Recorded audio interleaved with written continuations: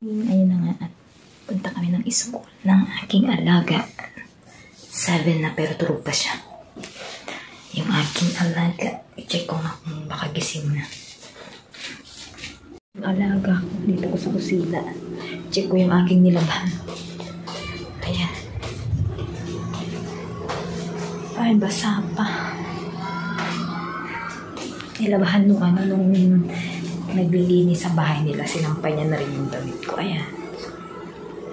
Another vlog. Pupunta kami ngayon ni Mateo sa school. Good morning. Come. Tama ko. Ayan yung alaga ko. Galing ko siya sa school. Ayan. Kabilang building. Dun. Tatawid pa kami ng kalsada. At okay naman dito kasi nag-stop naman yung mga sasakyan pag tatawid ka. Tsaka may stoplight din doon. You need to hand. Doon. Tawid pa kami sa stoplight ni Mateo. Punta na siya ng school. Going to the school. Ang aking alaga, dyan lang naman. O, tatawid kami sa stoplight. Ayan.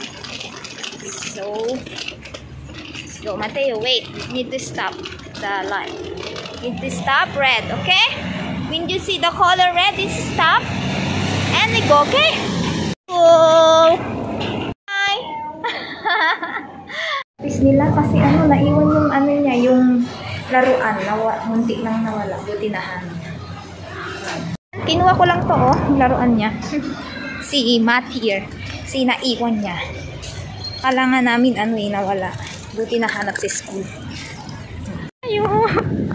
Ayan. Stoplight naman siya eh. May stoplight oh. Tsaka bawat kanto dito may stoplight. Tsaka ang kagandahan dito, may lock lahat ng mga building, mga gate. Ayan. Yung mga yan. May mga lock, may security guard. Ayan. So kung papasok ka, kailangan mo bang mag-iwan ng voice para alam kung saang floor ka, kung saan ka pupunta, mag-anak mo ba or magtatrabaho ka ba. Ayan, sobrang stricto nila dito. Kahit sa mga shop, mga bilihan, may mga ibang shop na may kandado, i-open nila. Actually, nung nagpakagupit ako ng buhok ko, nakalak yung kandado nung may-ari ng parlor. Nilalak nila. Ayan, so tatawid na ulit tayo. Kasi, doon yung bahay ng amo kong babae. So, let's go. Mainit ang sikat ng araw, pero malamig ang panahon. Diba? May mga pulis na nagbabike. Ayan, kung makikita nyo. Yeah. Hi. Good morning. Diba? Naka-smile pa yung isang pulis. Naka-shirt lang ako. Open na tayo ng elevator. Ayan, sa 11th floor sila. Sa 8 pa pala. 7. Sa 11th floor. Ayan. Ako ay mag-aalmusal na. Sa bahay nila. So, ako ay magkakape na. May niready na yung amo ko na milk sa microwave. Tsaka nagtimpla na rin siya ng kape. Ayan. So, ayan. So, magkakape na tayo. Kasi, nahatid ko na yung alaga ko sa school. Ayan. So, kape-kape. Yung amo ko nagpiprepare na siya ng ng almusal ng lumabas kasi yung amo ko ngayon highlights ng hair daw. So yun, kaya ang mag-almusal. Kaya ako naghatid kay Mateo sa school. Nag-microwave na yun. Hindi kasi ako sa gatas na may kape. Ako pwede maglagay ng sugar kasi medyo natapang yung kanilang kape. Ayan. Ayan. Sandwich. Ayan. Ayan. Para konti. Ito na yung tinapay. Ayan. Akong breakfast. breakfast. Ayan, kasi nasa labas na yung amo ko. Niready lang niya yung mga mga tinapay, mga kape. Ayan. So, sobrang sarap ng kape.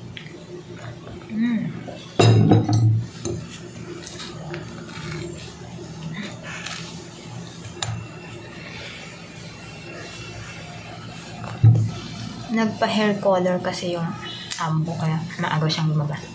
Kaya ako nagkatid kay Mateo sa school.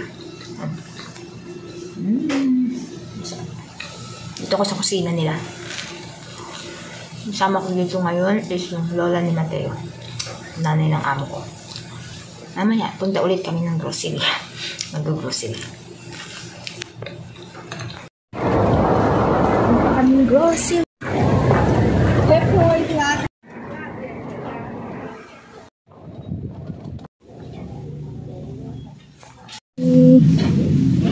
Mga prutas, gulay, dan grocery. Bibili ako ng meat.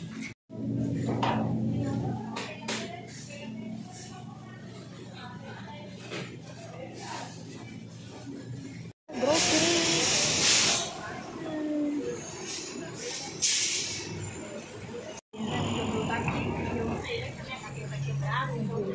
Ngayon ng orange. Pinapabalat ng lola ni Mateo. Ayan.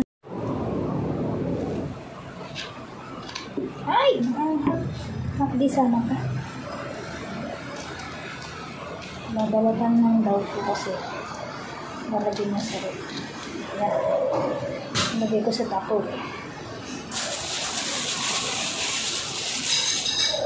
Balat-balat ng orange.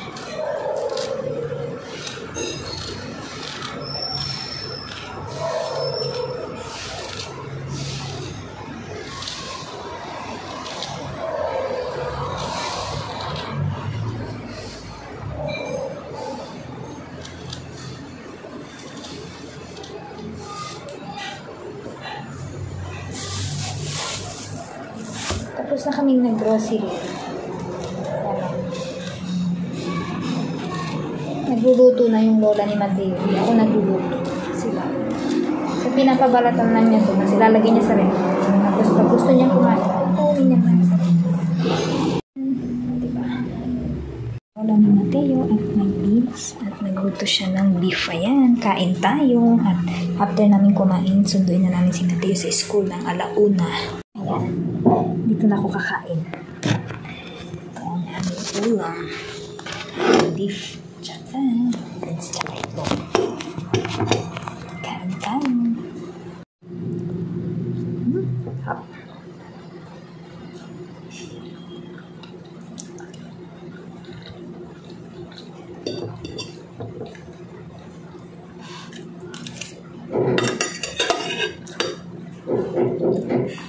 Nice. Look.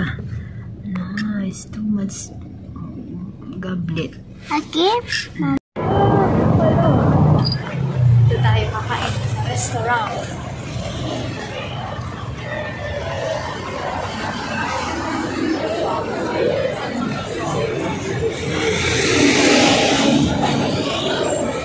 The Seafoods Restaurant. Toilet here, oh. You have AC. It's cold. Tapos kakain na kami mamaya-maya. Dito muna kami. Lalaro si Mateo dito muna. Tapos si amo ko ay nag-order ng seafoods. At habang naglalaro yung alaga ko. Doon yung restaurant nila. Fish. Fish. Na display. Ayan. Very nice. Wine lang.